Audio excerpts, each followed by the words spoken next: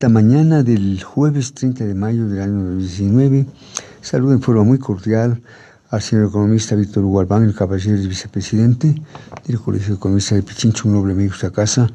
Economista Albán, don Víctor Hugo, bienvenido, ¿no? Gracias, igualmente saludo con toda cordialidad al economista Jonathan Báez, bastante joven, ¿no es cierto?, docente investigador de la Central del Ecuador. Y no les voy a pedir que peleen un poquito, porque a veces mi recomendación, que más bien es en plano humorístico, tiene una realización a veces dramática y patética. Muy bien, bienvenidos. Isabel, las metas del Fondo Monetario Internacional para el Ecuador. Hace unos días concluyó la primera visita del FMI dentro del acuerdo de financiamiento que firmó con el Ecuador en marzo pasado.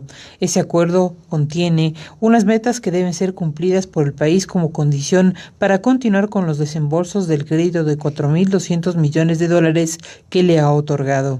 La primera visita fue realizada por una comisión técnica presidida por Ana Ivanova, y en el informe que ha preparado se difundirá los primeros días de junio. Si el resultado del examen de las metas es positivo, se hará un nuevo desembolso. Gracias, como siempre, Isabel. Nuevamente, Víctor Hugo, bienvenido. Jonathan, bienvenido. Como el tema no deja de ser complejo, les suplico muy cómodamente utilizar un lenguaje, como siempre, muy sencillito, entendible para todo el mundo, ¿no? Les pregunto de entrada, ¿se conoce cuáles son las metas fijadas por el Fondo Monetario Internacional en el acuerdo firmado con Ecuador? Metas fiscales, monetarias, reformas estructurales. ¿Se conoce cuáles son esas metas fijadas? A ver, Víctor Hugo. Muchas gracias, un saludo cordial a Diego, a la radio, a quienes trabajan acá. Realmente es importante que la comunidad conozca, y de manera sencilla, como usted manifiesta, Diego, cuáles son los requerimientos, y en esto hay que hacer una aclaración. Es carta de intención, no carta de mandato, ¿no? Entonces la gente carta dice... de intención. Carta de intención. Esto es importante que la comunidad sepa, ¿no? Es una carta que se dice, vamos a procurar cumplir con estas metas, ¿no es cierto? Entonces dice, no es un condicionamiento. Primero, no es un mandato obligatorio. No, en absoluto. Primerito, reforma laboral, ¿no es cierto? Permítame enumerarles rápidamente.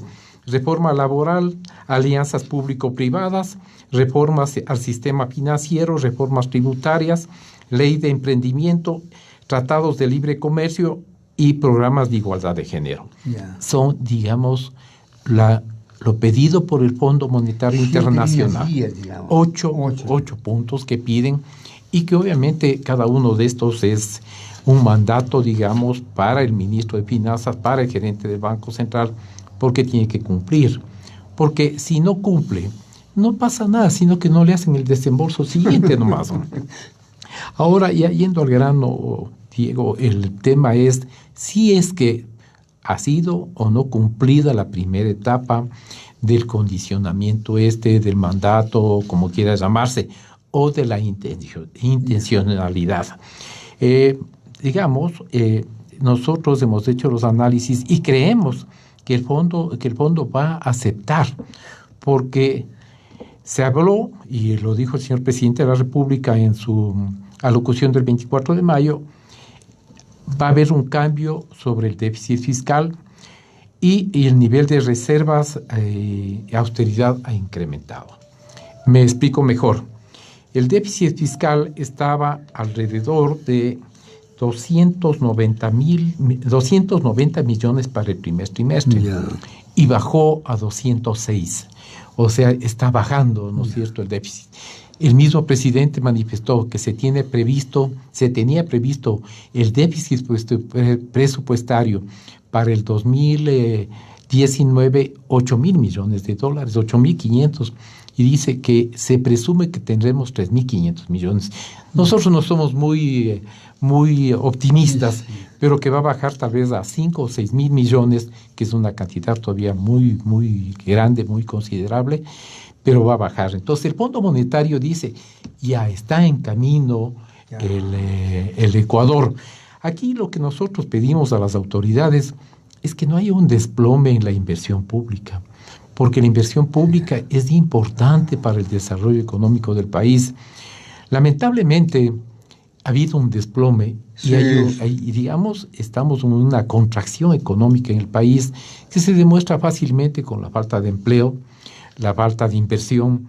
Hemos analizado aquí, Diego, por varias oportunidades que el 2018 fueron 1.200 millones la inversión aquí en el Ecuador, tanto externa como interna. Y imagínense, Colombia tuvo 14.000 millones, Perú 11.000 millones, o sea, es totalmente abismal, ¿no? Entonces, ¿cómo se refleja eso? Tenemos el 63% de desocupación en el país. Más de 200.000 jóvenes profesionales que quieren integrarse a la población económicamente activa no encuentran trabajo. ¿Qué es la solución? ¿Cuál es la alternativa? Ya no puede el Estado seguir siendo el gran empleador. Tiene que buscar alternativas. El sector público, el sector privado dice, yo no puedo definitivamente captar toda esa mano de obra. Busquemos alternativas. El presidente parece que ha entendido bien, digamos, la recomendación del Fondo Monetario Internacional es de que empiece a dar créditos blandos y pequeños a emprendedores. Si me permite, tengo preguntas sobre lo que ustedes ponen. Perfecto. Le voy a suplicar a Víctor Hugo y aquí a Jonathan que abreviemos las respuestas porque tengo varias inquietudes. Jonathan, bienvenido. Insisto, desde su punto de vista, ¿usted conoce cuáles son las metas fijadas por el Fondo Monetario Internacional en el acuerdo firmado con Ecuador? Escuchamos con vivo interés. Bienvenido. Bueno, buen día, Diego. Para mí es un honor estar aquí. Bastante joven, ¿no? Lo suficiente como para decir algo. También puede ser. O conservado en alcohol. bueno, Diego, para mí es un placer estar aquí. Los colegas de la Universidad Central nos contaban o comentan cómo eran invitados gentilmente por usted al programa y hoy nos es grato para la Facultad de Economía regresar nuevamente para dar nuestro punto de opinión. Bueno, entre las metas, un poco diciendo con lo que decía Víctor, porque en realidad son 15 metas las que programó el FMI, ¿no? En la carta de intención. Hay una serie de puntos en las que los más relevantes, me parece a mí, que se pueden tomar en cuenta son la parte de reforma fiscal, el tema de déficit, el tema de la reforma laboral, el tema de la independencia del Banco Central, el tema del sistema financiero. Esos son como los puntales más importantes, se me escapan algunos, pero en realidad son 15. Tuvimos la primera visita, ¿no? El 13 de mayo se llegó acá y existe una base de datos del FMI que establece cuándo se van a hacer las visitas y cuáles son estas medidas. Se llama el Monadata, es el resumen. Ahí se establece que la entrega del informe que se está realizando va a ser el 15 de junio y así trimestralmente. El próximo será el 15 de junio. El 15 de junio debemos esperar nosotros los resultados que hemos establecido. Las metas que se han revisado en un primer momento son dos, básicamente. Son el tema de déficit y de deuda pública. Es decir, que el Ecuador se comprometió a que sus cuentas mejoren, es decir, que tenga un superávit fiscal. Entonces, nosotros observamos que ahí existe un problema de ingresos con el Estado, ¿no? Y me parece ahí pertinente no solo hablar sobre las metas del FMI, que ya bien hizo un resumen, Víctor, me parece importante también decir cómo es que nosotros llegamos al acuerdo con el FMI, ¿no? Nosotros, recordemos que Richard Martínez, ¿no? Ministro de Economía y Finanzas, entre el 16 de agosto de 2018, y se promulga la ley de Fondo Productivo en este periodo. Y eso implicó, lo más fuerte me parece a mí, un proceso de reforma tributaria, ¿no? Esa reforma tributaria es la que de alguna manera tenía como objetivo perdonar intereses, multas e intereses y condonar las deudas, y eso de alguna manera deja sin ingresos al Estado, ¿no? Y también hay que hablar sobre el tema petrolero ahí. Teníamos un excedente en el que se llevaba por cada barril de petróleo 50% del excedente del precio, y eso se bajó al 12%. Entonces eso de alguna manera merma los ingresos que tiene el Estado. A partir de eso se ve que hay una necesidad de financiamiento, ¿ya? Entonces vemos que ahora los desembolsos ya han llegado, las reservas internacionales han subido, están en un promedio de 3.900 millones, y que eso ya es una meta que el FMI está evaluando. Sin embargo, para nosotros es muy preocupante que explícitamente en la carta se habla de que se debe recurrir a impuestos indirectos, ¿no? Eso en términos coloquiales para las personas que implica que van a ser impuestos que no importa el nivel de ingresos que tengamos, esos van a ser los que van a aumentar de alguna manera. Entonces nos preocupa que se baraje la posibilidad de que el IVA, que en este momento está en 12%, aumente. Y al mismo tiempo nos preocupa que explícitamente se dice que los impuestos directos no deben trastocarse, ¿no? ¿Qué implica eso? Impuesto a la renta. Y atrás del impuesto lo que importa es la estructura de incentivos que está atrás. Entonces eso también es preocupante. Y aquí traigo una primicia para la radio por la primera vez que nos invitan. Es que hemos tratado de evaluar en cuánto benefició la remisión o condonación tributaria a los grupos económicos, ¿no? Que como sabemos son grupos de poder. 4.000 millones de dólares. 4.000 millones aproximadamente, eso se sostenía, ¿no? Pero eso se sostenía, pero hay una serie de vicisitudes que no se toman en cuenta. Digamos, se toma la parte macro de cuánto fue la condonación, pero no se ve qué beneficio tuvo el tener dinero, digamos, de inmediato, que seguir litigando. Habían juicios de 6, 7 años y obviamente que mientras más escrito se ponga usted que es abogado, se ¿no? crea un pésimo precedente, ¿no? De todas maneras, sí. Es que la gente dice, ya no voy a pagar, espero una condonación, ¿no? Y ahí comparto con Jonathan que realmente las cifras podemos estar discrepando, pero nosotros hicimos un estudio en el Colegio de Economistas y era alrededor de 2.800 millones la condonación. Pablo Dávalos sostenía que era 4.000, ¿no? Sí. Entonces, claro, nosotros dijimos, ustedes no sé qué cifra tengan. Parece que es el que saca la mayor cifra, es el que más atinado. No, bueno, realmente no, porque nosotros sacamos ya, digamos, directamente del SRI, ¿no? Es decir, una cifra para que más o menos se tenga una exactitud. Las demás son aproximadas porque difícilmente se tiene acceso al SRI. Nosotros conseguimos de la directora que nos permita sacarlo con objetos estadísticos, ¿no? Inclusive le favorecía porque habían cifras de 2.500, 3.000, 4.000. Entonces, obviamente, se pedía y diferentes métodos de cálculo, ¿no? Había una formulación. Nosotros pusimos la polinómica normal, ¿no? En donde se incluían los intereses, las moras, las multas, etcétera. Y cuál era la verdadera condonación. Muy bien. Sí, gracias. Nosotros, lo que hicimos básicamente es ver cuánto era lo que debían los grupos económicos. Ese es lo interés. ¿Por qué? Porque la remisión se hablaba, si ustedes recuerdan, se decía que era para el 80% de microempresarios que tenían problemas de deuda. Y uno entiende. Existen problemas por tema de estructuras concentradas, oligopólicas, monopólicas, en que el microempresario no puede acceder a pagar los impuestos. Entonces, la remisión era de alguna manera positiva para este contingente de personas. Pero nos sorprende que son los grupos económicos con grupos de poder que existen en el país los más fuertes, los que de alguna manera se beneficiaron. Y entonces esa es la cifra que nosotros nos preocupa un poco. De las grandes ganancias que tuvieron en la década anterior, ¿no? Las grandes ganancias. Bueno, y eso, los mayores beneficiarios. Y eso, Diego, habría que agregarle que las utilidades del sector bancario en el 2018 equivalen a 554 millones, las más altas entre 2005 y 2018. Jonathan, pero que interrumpa.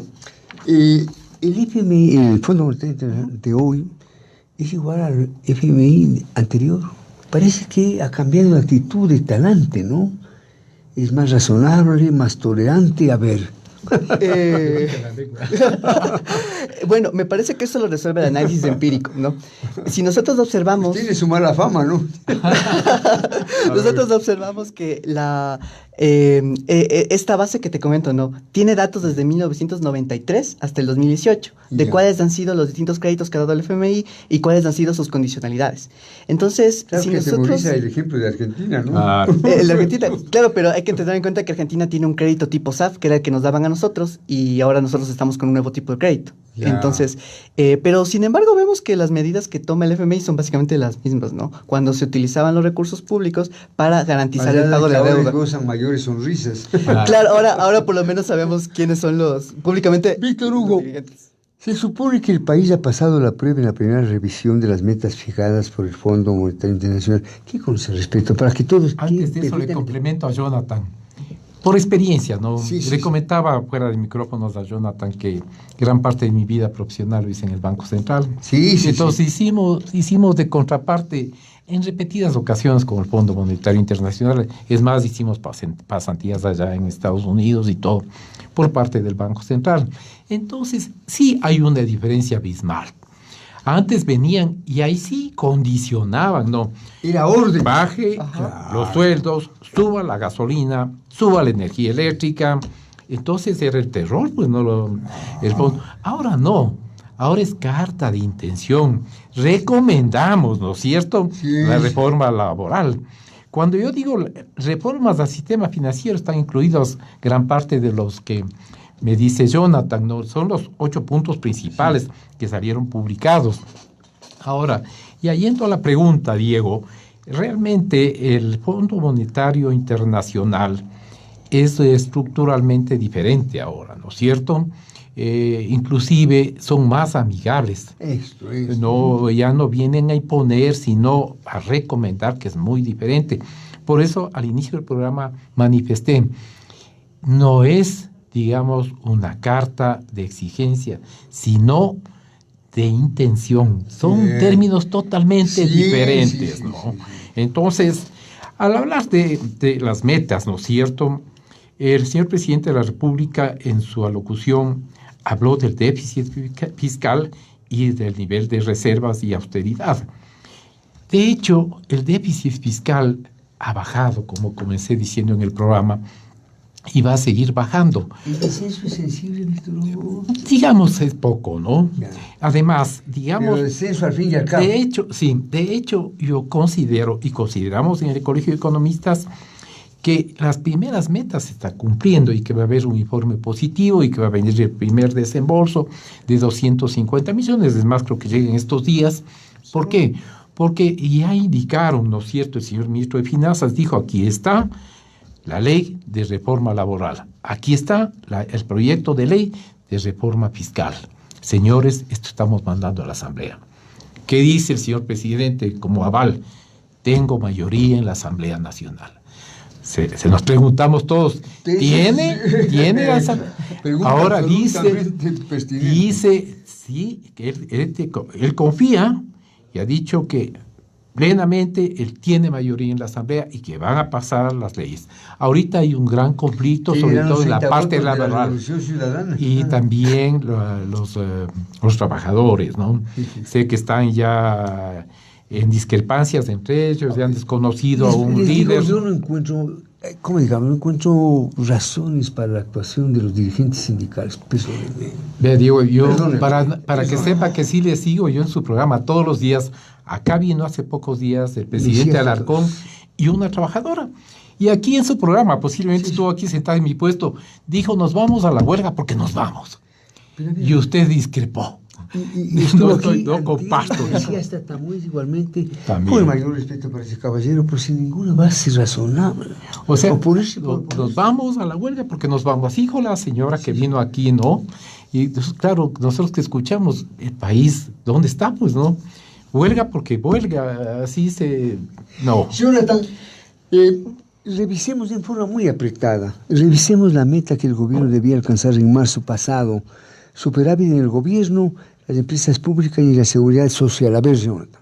Bueno, primero, Diego, déjame terminar la idea que usted decía de la revisión tributaria porque me parece importante. Es que estimamos que a lo que se acogieron los grupos fueron 987 millones, lo que dejaron de pagar, ¿no? Su deuda al 27 de julio de 2018 era de 1.787 millones y ahora es de 727 millones, ¿no? Según registro del SRI. Entonces, podemos decir que se acogieron a esto. Habría que decir también que las deudas en firme de los 500, del ranking de 500 deudores, es decir, de deudas que son cobradas, equivalen a 1.405 millones y las que todavía siguen en pugna equivalen a 1.116 millones. Entonces ahí vemos que no solo hay que ajustar por el lado de despedir empleados públicos o no renovarles el contrato, como está ocurriendo, sino también por recurrir a ingresos que podrían ser cobrados, ¿no? Entonces me parece que esto es importante decirlo para responder a tu pregunta de cómo nos va, ¿no? El déficit está bajando, como bien lo señala Víctor Hugo, pero el problema es que el déficit está bajando porque la inversión pública no se está realizando. ¿no? Hay una disminución de la inversión pública y esto es complicado. Y no solamente hay una reducción, sino que también hay una no ejecución. Entonces nos preguntamos nosotros, ¿de qué tanto sirve tener reservas internacionales en un nivel constante si es que esto no se va a ejecutar y no va a generar un multiplicador del gasto, ¿no? Entonces, por ejemplo, en el 2018, entre enero y septiembre, el devengado de inversión pública, es decir, lo que efectivamente se ha comprometido a gastos, equivale al 43.61%. Es una cifra realmente, es la segunda más baja entre 2012 y 2018. La más baja es en el momento en el que hay un shock petrolero. Entonces, vemos que ahí el déficit manejar el déficit no es necesariamente bueno. Y ahí habría que ver cómo es el tema del empleo, ¿no? Ahora hay un tema que está ahí entre líneas, que es el tema del IES. Y a nosotros nos preocupa que los despidos se están viendo como algo totalmente positivo, cuando también se está realizando una disminución de la base imponible del IES, ¿no? Los cotizantes son mucho menos. ¿Tienes cifras sobre los despidos? Tenemos las cifras oficiales de lo que nos dice las mismas entidades, ¿no? La reducción en el sector salud de 2.500 empleados antes del feriado. Y esos son los que se han manejado, pero no tenemos una cifra que efectivamente nos permita decir, esos han sido los desempleados del sector público. Sí, como no, nosotros hemos dado un seguimiento y son 11.000 empleados de nivel medio-bajo que han sido despedidos, pero por otro lado ingresaron a las filas del Estado 20.000 empleados. Entonces, inclusive, el monto que hemos analizado acá con usted, Diego, son alrededor de 9.000 millones de dólares anuales en remuneraciones del sector público. Ha subido a 9.380 más o menos, o sea, por ese lado realmente no ha habido una austeridad y el Fondo Monetario está observando eso, ¿no? Entonces están un poco complicados porque si bien es cierto, como Jonathan dice, se fueron a despedir a médicos, a enfermeras, eso del sector salud, nosotros conocemos de todo el sector público. Despidieron a policías, les obligaron a jubilarse, aparte del ejército, y realmente no ha habido una austeridad como la que se esperaba. Ahora también hay que entender, ¿no? Como decía Diego, el gran empleador fue durante 12 años el sector público, el gobierno. Venía de una economía centralmente dirigida, como fue Cuba, como fue Venezuela. Entonces, lógicamente, de pronto, pasarle toda esta responsabilidad al sector privado es bastante difícil, ¿no? De ahí que, reitero, pues se está buscando alternativas, porque no hay que quedarnos en el diagnóstico, decir, esto está pasando, sino buscar soluciones. Y una de las soluciones es que a través de las universidades se empiece ya a educar a los nuevos profesionales para que sean líderes, para que tengan su propia empresa. Es decir, si hay el Fondo Monetario, si hay el BID, la CAP, que dicen, vea, tenemos 50 millones para los jóvenes profesionales que quieran poner su emprendimiento, que quieran tener su pequeña empresa, les damos las facilidades a plazos largos y a tasas de interés cómodas. El ecuatoriano tiene que aprovechar. No podemos seguir siendo solamente y educando a nuestros estudiantes para que salgan a ser empleados públicos. Realmente ya la cultura debe cambiar y no se le entiende mucho al señor presidente esa parte que nosotros le calificamos como muy positiva, digo. El tema de esta mañana, las metas del Fondo Monetario Internacional para Ecuador, nos acompaña el economista Jonathan Báez y el señor economista Víctor Hugo. Pregunta para los dos caballeros, ¿está al día el gobierno en los pagos de deuda pública? A ver, concreto, ¿está al día el gobierno en los pagos de deuda pública? Jonathan y Víctor Hugo. Bueno, es claramente marcado que esta es una de las metas que ha cumplido el gobierno nacional, ¿no? Verónica Artola, gerente del Banco Central, determinó que este era el punto de los fundamentales para que se haga el segundo desembolso, ¿no? Entonces, estos se han cumplido y eso es lo que ha permitido de alguna manera pasar esta segunda fase y que no solo lleguen los recursos del FMI, que va a llegar el segundo desembolso, sino que también lleguen los 1.500 millones de dólares que el ministro Richard Martínez estableció en este periodo. Muy bien. Yo dividiría en dos partes, ¿no es cierto? ¿Está el día? A ver. No, porque no es solamente la deuda externa, ¿no es cierto? También la deuda interna.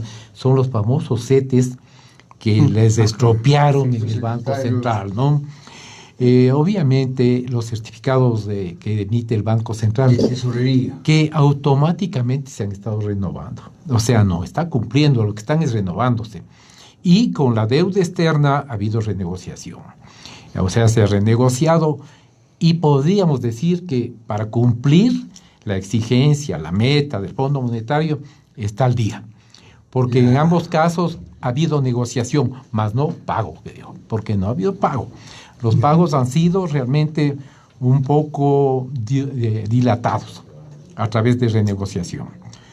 Le digo porque nosotros estamos al día en el asunto de la deuda interna del Banco Central, que fue tan manoseada que todos sabemos que Correa se llevó 7.000 millones del Banco Central y lo puso CETES, ¿no? Y que no han sido pagados, sino que están renovados. Papeles. ¿No? Entonces, obviamente, eso sí es que tiene que saber la comunidad que el Banco Central fue saqueado, ¿no? Tengo aquí simplemente a manera de información una primera página del Universo del día martes 28 de mayo. Multilaterales entregarán hasta julio 1.500 millones. Reforma laboral es la más urgente para el gobierno. Resoluciones económicas anunciadas ahí están relacionadas con la banca y con leyes de fomento y laboral. Jonathan y Víctor Hugo, ¿se ha dejado de acudir al Banco Central como fuente de financiamiento del Estado? ¿Qué conoces tú? ¿Se ha dejado de acudir al Banco Central como fuente de financiamiento del Estado? ¿Qué sabes tú, Jonathan, usted, Víctor Hugo? Bueno, ese es un requerimiento, ¿no? Que hizo más que requerimiento, la carta de intención que firma el Ecuador con el FMI. Esto es absolutamente saludable. Dice que hay que dejar que sea el Banco Central deje de ser caja chica para el Estado, pero nos preocupa que ahora se convierta en caja chica del sector privado, que también podría ser algo sumamente complejo. Entonces, ¿Ahí se riesgo? No. Pero la ley es bien clara. No, hay esto sí sentidos discrepo totalmente con... el joven dice, No, la ley es bien clara, ¿no es cierto? Ahorita ya no se puede topar dineros del Banco Central. Sí. La ley es clarísima. Hasta hubo que hacer una reforma urgente, ¿no? Porque el señor Correa se llevó el oro y el moro, ¿no? Son 7.000 millones que saqueó del Banco Central. Bueno, nos preguntemos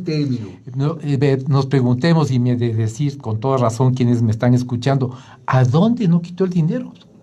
Decía, los pequeños fonditos, los ahorritos, y saqueó todos los dineros, al extremo de que el país está seriamente complicado este rato en la parte de reservas, ¿no? No tenemos reservas y digo usted, Diego, y todos supieron que el señor presidente de la República pensó tener la mesa tendida y a los pocos tiempos dijo, señores, la deuda es 70.000 millones. Hace poquitos días, creo que en Manabí dijo, no son 70, son 75.000 ahora. Nosotros decimos es 90.000 millones. 90.000. Entonces, obviamente, porque no se está tomando en cuenta los CETES, no se está tomando en cuenta la deuda al Seguro Social, y obviamente son 90.000 millones que no sé cómo vamos a pagar. ¿No? ¿La deuda 40.000 millones? ¿A dónde? Al Seguro Social. Hasta donde conozco yo, son alrededor de 13.000 millones. Sí. Sí, tomando en cuenta 40%. Pero eso nos preocupa un poco a nosotros porque si nosotros tomamos en consideración cuáles son las bases estructurales empíricas en las que se funda el diagnóstico que hace el FMI en contraparte con el Ecuador, se observa que el nivel de deuda no llega a esos 75.000 millones o no está siendo registrada, ¿no?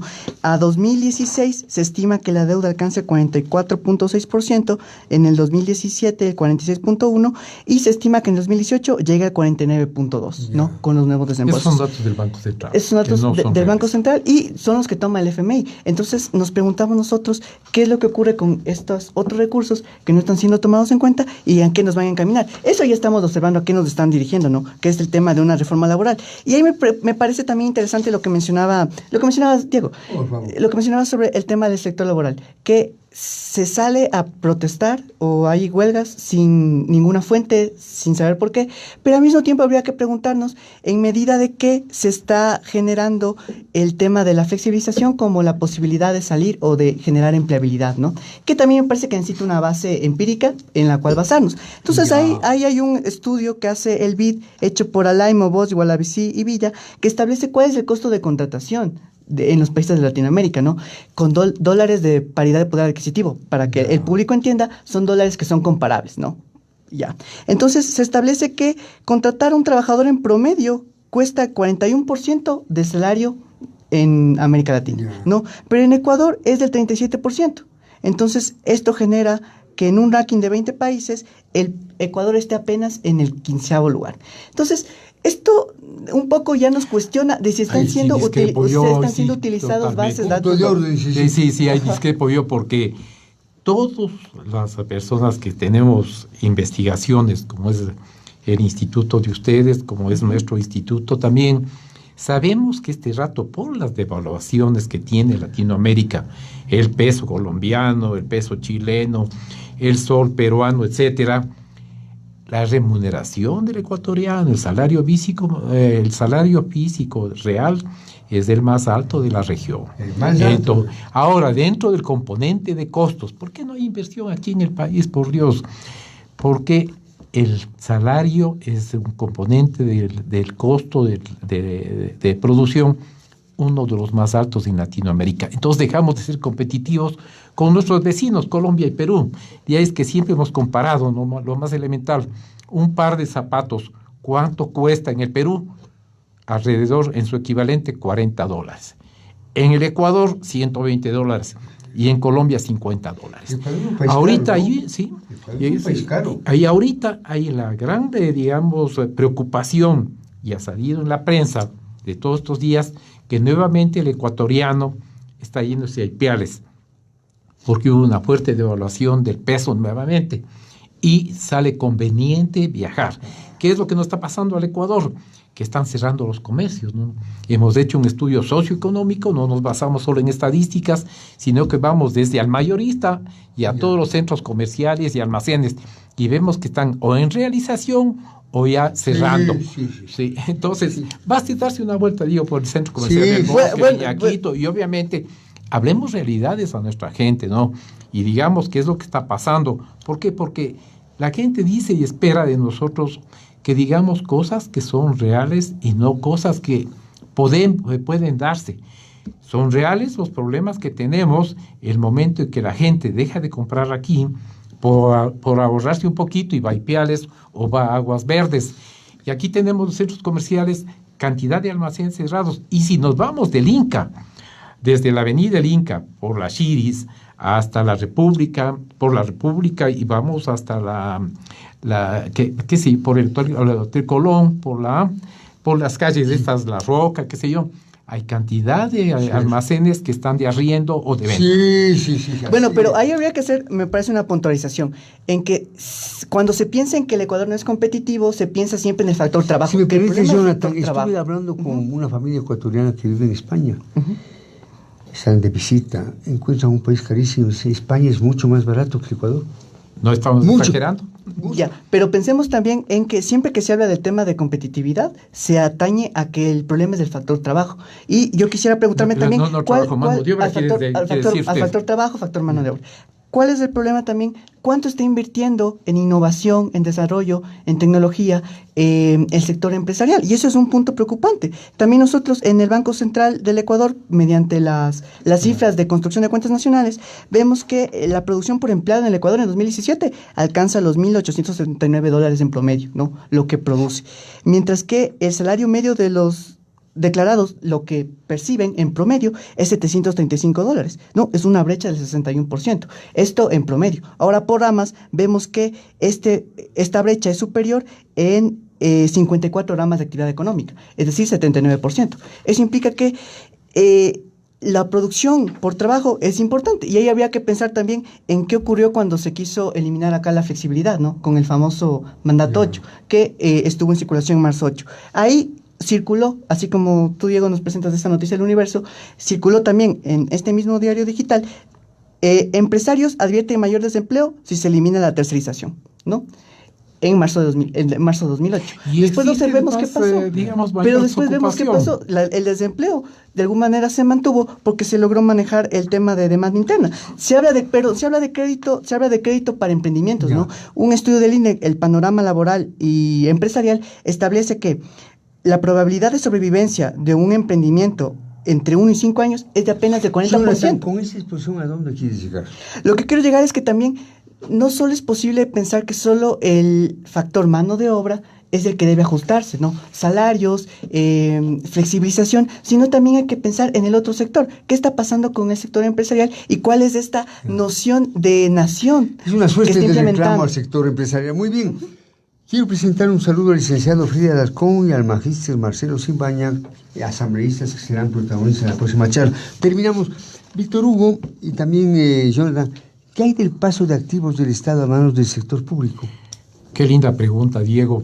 Realmente nos tiene bastante preocupados porque tenemos una serie de denuncias nosotros en el Colegio de Economistas de que quieren entregar el CNT y no saben cómo, que han contratado una empresa que no está preparada para hacer este asunto, y queremos hacer llegar de alguna manera al señor presidente de la República esta denuncia, en donde está involucrado el ministro consejero, señor Cuesta, y que él está manejando esto. Tenemos que estar pendientes porque el CNT o cualquier empresa del Estado no es de nadie en particular, es de todos los ecuatorianos. Todos tenemos ahí un pedacito, ¿no? Porque todos hemos aportado con nuestros impuestos, con nuestro trabajo, etcétera. Entonces, lógicamente, tenemos que cuidar nuestro patrimonio, el patrimonio que heredarán nuestros hijos, posiblemente nuestros nietos, y lógicamente tenemos que tener mucho cuidado en qué es lo que quieren. Se dice, vamos solamente a concesionar. ¿Qué significa esta concesión? ¿En qué condiciones? ¿Cómo van a quedar los trabajadores y todo? Aunque el señor Cuesta no ha vuelto sobre su gran premisa, ¿no? Pero manifestó a través de un medio digital con algún periodista importante que decía, esto va porque va, y yo estoy pagando de mi bolsillo a unos abogados a que hagan los estudios correspondientes. Entonces, lógicamente, esto se asusta, ¿no? Caramba, es un patriotismo que no se explica, ¿no? No se explica, ¿no? Entonces, claro, todos los ecuatorianos estamos pendientes. Caramba, habría que verle, ¿no? Una última pregunta, pues tengan aquí los invitados. ¿Cuáles son las perspectivas en lo que concierne a las reformas laborales y tributarias? A ver, concreto. ¿Cuáles son las perspectivas en lo que concierne a las reformas laborales y tributarias? Bueno, el día de ayer, el sector empresarial, ¿no? A través de la Cámara de Importaciones de Guayaquil, estableció ya un programa, ¿no? En el que se hace una evaluación, en el que 6 páginas nos dicen básicamente cuáles son las condicionalidades. Se hablaba primero de que se pueda cumplir las 40 horas en 3 días, lo que equivalía a 12 horas, lo cual es complicado porque si es que no se pagan las horas extras suplementarias, hay una brecha de no pago del 13%. Ahora se está hablando que se pueda, en 6 días, la jornada laboral pueda ser disputable. Entonces, ahí será sumamente interesante ver cuál es la posición que toman los sectores laborales para tratar de justificar que estas medidas no estén pasando y ver si es que la flexibilización efectivamente va a traer nuevo empleo, que quizás sea un nuevo empleo, pero probablemente sea un empleo con sobrecarga de trabajo. Yo considero de que Gracias, Jonathan. deberíamos nosotros analizar, digamos, como ecuatorianos, ¿no? Y recomendar, ¿no es cierto? Aquí no cabe decir me hago a los trabajadores o me hago a los inversores o a los empresarios. Que se llegue a un punto de equilibrio pensando en Ecuador, pensando en el país. ¿Por qué? Porque si decimos los pobres trabajadores, hay que leerle bien, ¿no es cierto? ¿Qué están diciendo? Si yo tengo un restaurante, Diego, y el restaurante... Y los ricos empresarios. ¿no? Entonces se empieza a hacer una, digamos, polémica y una odiosidad entre uno y otro. Los buenos trabajadores y los malos empresarios. Entonces, obviamente... Hay que matizar. ¿Qué es lo que recomendamos nosotros, tanto a asambleístas, a inversionistas o productores y a trabajadores? Por favor, discutan, conversen y lleguen a un punto de equilibrio donde no sean perjudicados trabajadores, pero tampoco quienes están arriesgando el capital, pues, ¿no? Porque si mañana yo arriesgo un capital y me ponen una draconiana ley laboral, simplemente cierro nomás. Si me voy a Colombia, me voy a Perú, porque me están dando todas las facilidades. Y aquí seguimos de patrioteros, ¿no? Entonces, obviamente, tenemos que llegar a un punto de equilibrio donde quien pone en riesgo su capital, su conocimiento y todo, tiene que también tener sus garantías, y quien pone la fuerza laboral, la mano de obra, tiene que tener sus garantías, y los dos tienen que consensuar y decir, señores, Aquí nos hemos puesto de Coincido acuerdo. con su planteamiento, Víctor. Comentario final, un minuto, Jonathan. Bueno, se vienen las perspectivas de lo que va a ocurrir con el tema del ajuste en varios sentidos, y me parece que va a ser fundamental en ese sentido entender la reforma tributaria. Algo que no se tocó aquí y es algo que se está pidiendo no tanto de la carta, porque en la carta de intención se establece que el ISD, el impuesto de salida de divisas, es distorsionante. Sin embargo, el FMI dice que en este momento no es sensato disminuirlo. En la página 65 lo dice, por si acaso. Me parece que es importante eso, y me parece que en la parte laboral va a ser fundamental también tomar estas precauciones, ¿no? El empresario que está arriesgando, el buen empresario honesto que paga sus impuestos, pero no aquel que se está esperando una nueva remisión y que definitivamente no va a pagar. Hay una su nueva impuesto. conciencia empresarial en el Así país. es. Esperemos que así sea. Hay Esperemos empresarios que así sea. Sí. Sí, esperemos que así sea. Que todavía exista deudas en firme y deudas en litigio nos da cuenta que hay un sector que no se acogió a la remisión y que decidió seguir disputando los impuestos que no tiene que pagar. Entonces, Jonathan, bienvenido y saluda a tus compañeros de la central. Muchas gracias, Diego. Muchísimas gracias. Esta es mi casa, Diego.